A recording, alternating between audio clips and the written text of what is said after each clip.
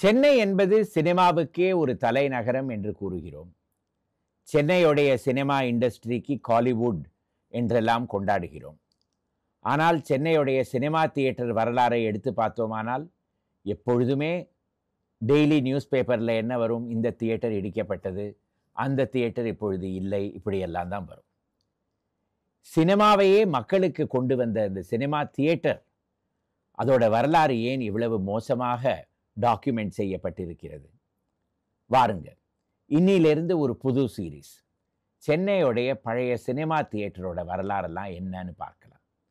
அதில் இந்த முதல் எபிசோடில் பேசாத படங்கள் சென்னைக்கு வந்து கொண்டிருந்த பொழுது இருந்த தியேட்டர் எல்லாம் பார்க்கலாம். வாங்க.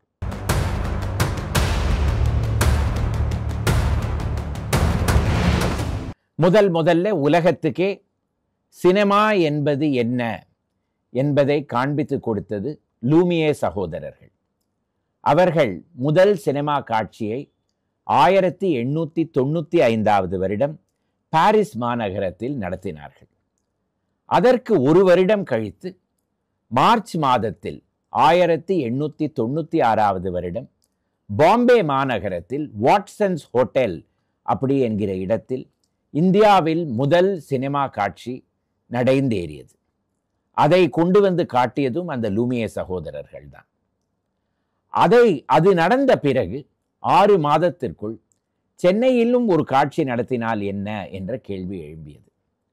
இது யாருடைய மனதில் எழும்பியது என்று பார்த்தோமானால், அப்பொழுது மெட்ராஸ் போட்டோகிராஃபிக் ஸ்டோர் என்று மவுண்ட் ரோடில் இருந்த கடையில் ஸ்டிஃபன்சன் என்கிற ஒரு மேனேஜரின் மனதில் எழும்பியது. அதற்கு பிறகு அவர் ஏராளமான விளம்பரம் எல்லாம் செய்து டிசம்பர் மாதம் 8ஆம் தேதி 9ஆம் தேதி 10ஆம் தேதி 1896 வருடம் சென்னையில் முதல் சினிமா காட்சி நடைபெறும் என்றெல்லாம் விளம்பரம் செய்தார். அந்த தேதி அன்று விக்டோரியா பப்ளிக் ஹாலில் முதல் முறையாக சென்னையில் சினிமா காட்சி நடந்தேறியது. அந்த சினிமா காட்சியில் என்னெல்லாம் வந்தது என்று பார்த்தோமானால், சிறிய சிறிய ஷார்ட் ஃபில்ம்ஸ் காண்பித்தார். உதாரணத்துக்கு, ரஷ்ய மாமன்னர் பாரிஸ் நகரத்துக்கு வருகை செய்வது, கழுதையை ஓட்டிக்கொண்டு போவது, அதே போல் ஒரு பெரிய கப்பல் கடலில் சென்று கொண்டிருப்பது, இதெல்லாம் சினிமாவாக காண்பிக்கப்பட்டது. நடுவே மேஜிக் லேண்டர்ன் ஷோவும் நடந்தது. மேஜிக் லேண்டர்ன் ஷோ என்பது இப்பொழுது இருக்கும் ஸ்லைட் ப்ரொஜெக்டரின் முன்னோடி. அந்த காலத்தில் ஒரு புகைப்படத்தை ஒரு லென்ஸுக்கு முன்னால் கவுத்தி வைப்பார்கள்.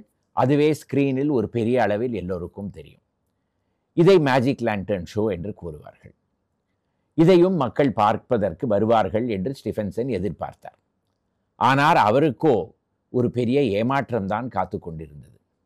ஏனென்றால் டிசம்பர் மாதம் உங்களுக்கு எல்லோருக்குமே தெரியும், சென்னையில் புயல் வரும் மாதம். அந்த டிசம்பர் 8ஆம் தேதி 1896 வருடம் ஒரு பெரிய புயல் சென்னையை தாக்கியது. அதனால் மக்கள் அவர் எதிர்பார்த்த அளவுக்கு விக்டோரியா பப்ளிக் ஹாலிற்கு வரவில்லை. அதே போல அதே தேதியில்தான் சென்னை கவர்மெண்ட் அருங்காட்சியகம், இப்பொழுதும் மியூசியம் பாந்தியன் ரோடில் இருக்கிறது, அதுவும் அதே தேதியில்தான் திறந்து வைக்கப்பட்டது. அதனால் மக்கள் ஏராளமாக அங்கும் சென்று விட்டார்கள். அதனால் முதல் ஃபில்ம் ஷோ சென்னையில் ஒரு ஃப்ளாப் என்றே கூறலாம். ஆனால் ஸ்டிஃபன்சன் அவர்கள் கைவிடவே இல்லை. அவர் இந்த சினிமா என்பது ஒரு புது டெக்னாலஜி, இதை எடுத்துக்கொண்டு இந்தியா முழுவதும் செல்ல வேண்டும் என்று ஒரு முடிவுக்கு வந்துவிட்டார். தன்னுடைய பணியை மெட்ராஸ் போட்டோகிராஃபிக் ஸ்டோரிலிருந்து ராஜினாமா செய்து அதற்கு பிறகு சினிமா ப்ரொஜெக்டர் எல்லாம் எடுத்துக்கொண்டு பல நகரங்களுக்கு சென்று சினிமா என்பதை மக்களுக்கு எடுத்து சென்றார். உதாரணத்துக்கு ஹைதராபாத்தில் ஒரு சினிமா ஷோ நடத்தினார், அதே போல மைசூரில் நடத்தினார், கடைசியில் கல்கத்தாவுக்கு போய் அந்த நகரத்திலும் ஒரு பெரிய சினிமா ஷோவை நடத்தி அதே தொழிலில் ஈடுபட ஆரம்பித்தார். ஆக 1896 வருடம் டிசம்பர் மாதம் சென்னையில் முதல் சினிமா காட்சி நடந்து முடிந்தது. அதற்கு பிறகு சென்னை நகரத்தில் திறந்த வெளியில் கொட்டகையில் சினிமா காட்சிகள் எல்லாம் நடக்க ஆரம்பித்தன. மக்கள் இதை ஒரு பிசினஸாக கருதி ப்ரொஜெக்டரை வாங்கி, ரீல்கள் எல்லாம் வாங்கி அதற்கு டிக்கெட் விற்பனை செய்து பல இடங்களில் இதை காண்பிப்பார்கள். இதற்கு டூரிங் தியேட்டர் என்றும் கூறுவார்கள். உதாரணத்துக்கு எந்த இடத்திலெல்லாம் நாடகம் நடக்கிறதோ அந்த இடத்திலெல்லாம் இந்த சினிமா ப்ரொஜெக்ஷன் நடந்து கொண்டிருந்தது. திரு ஔவை டி.கே. சண்முகம் முன் வாழ்க்கை வரலாறு எனது நாடக வாழ்க்கை என்ற புத்தகத்தை எடுத்து பார்த்தோமானால் இந்த மாதிரி 3 இடங்களின் பெயர் நமக்கு தெரிய வருகிறது. Royal theatre, empress theatre, grand theatre. Empress theatre என்பது இப்பொழுது திருவல்லிக்கேணியில் இப்பொழுதும் வெறும் கட்டடமாக இருக்கிற ஸ்டார் டாக்கீஸ் இருந்த இடத்தில் இருந்தது என்று அவர் எழுதுகிறார்.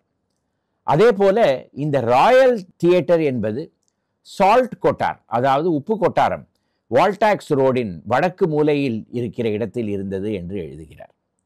அதே போல இந்த கிராண்ட் தியேட்டர் என்பது வட சென்னையில் ஒரு பகுதியில் இருந்தது என்றும் கூறுகிறார். இது எல்லாமே நாடகம் நடக்கும் இடங்கள். அதே இடத்தில் சினிமா ப்ரொஜெக்ஷனும் நடந்து கொண்டிருந்தது. 1896 வருடத்திற்கு பிறகு பல வருடங்களுக்கு சென்னையில் நிரந்தரமான ஒரு சினிமா தியேட்டர் இல்லவே இல்லை. 1911 வருடம் முதல் முறையாக சென்னைக்கு ஒரு சினிமா தியேட்டர் வந்தது. அதுதான் மிஸ்ஸஸ் க்ளூக்ஸ் பயோஸ்கோப். பிராட்வே, இப்பொழுது நாம் அதை பிரகாசம் சாலை என்று கூறுகிறோம். அந்த வழியில் ஒரு கட்டடத்தின் முதல் மாடியில் இந்த தியேட்டர் திறந்து வைக்கப்பட்டது. இந்த தியேட்டரின் சொந்தக்காரர் ஒரு பெண்மணி, ஜெர்மானிய பெண்மணி, மிஸ்ஸஸ் க்ளூக் என்பவர். ஏப்ரல் மாதம் 1911 வருடம் திறந்து வைக்கப்பட்ட இந்த சினிமா தியேட்டர் ஒவ்வொரு நாளும் மாலை வேளையில் 6 மணியிலிருந்து 11 மணி வரை அளவில் கண்டினியூவஸ் ஃபிலிம் ஷோஸ், அதாவது எப்பொழுது வேணாலும் மக்கள் உள்ளே செல்லலாம், எப்பொழுது வேணாலும் வெளியிலே வந்து விடலாம்.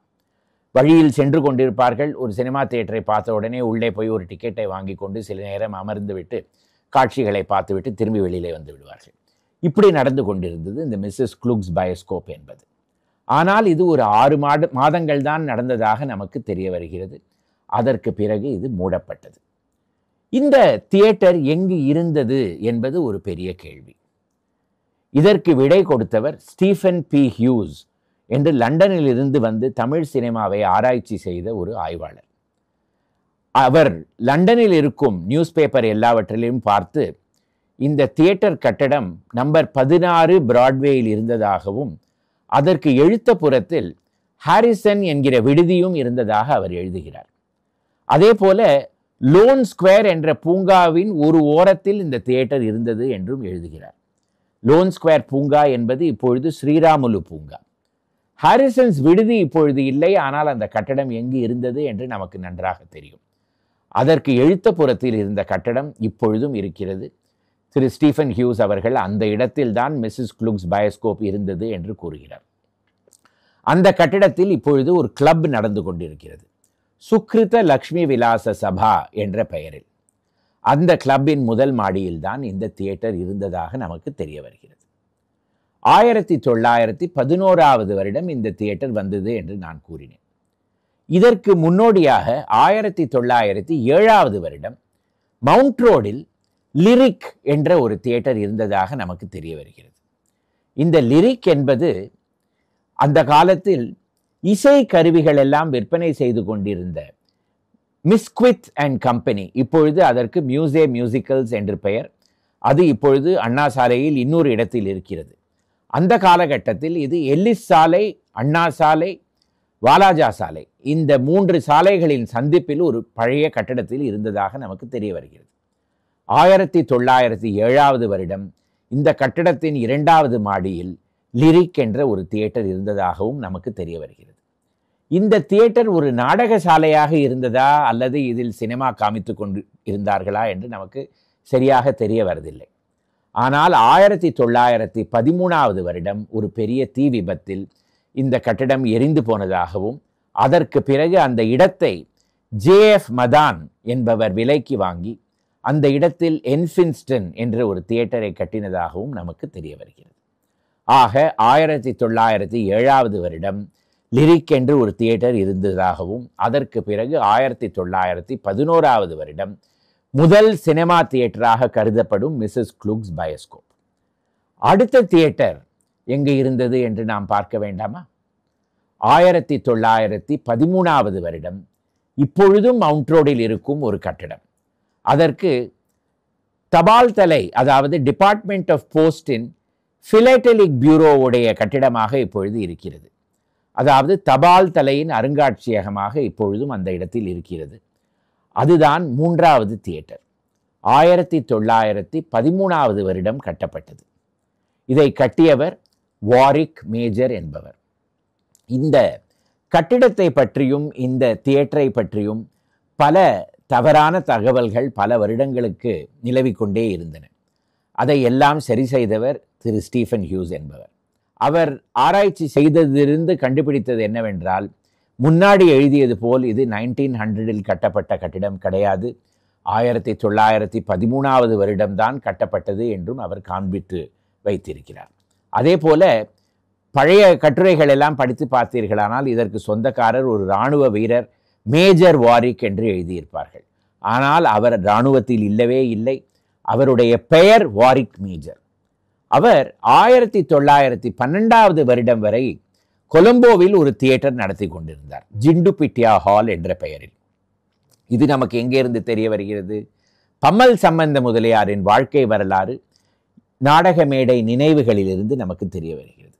அதற்கு பிறகு சில நாட்களுக்கு சென்னையின் விக்டோரியா பப்ளிக் ஹாலை குத்தகைக்கு எடுத்துக்கொண்டு அந்த இடத்தில் சினிமாவை காண்பித்த பிறகு 1913 வருடம் இவர் எலக்ட்ரிக் தியேட்டரை கட்டியதாக நமக்கு இப்பொழுது தெரிய வருகிறது.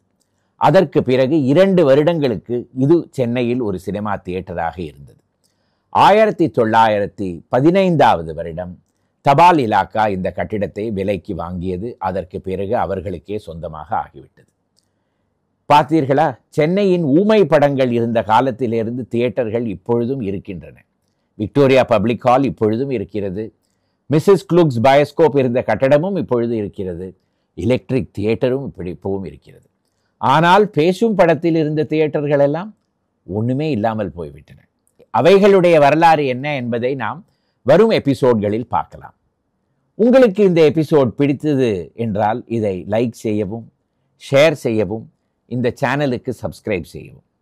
அடுத்த வாரங்களில் இதேபோல் சென்னையின் பழைய வரலாறிலிருந்து புது புது எபிசோடெல்லாம் எடுத்துக்கொண்டு வருகிறேன். நன்றி, வணக்கம்.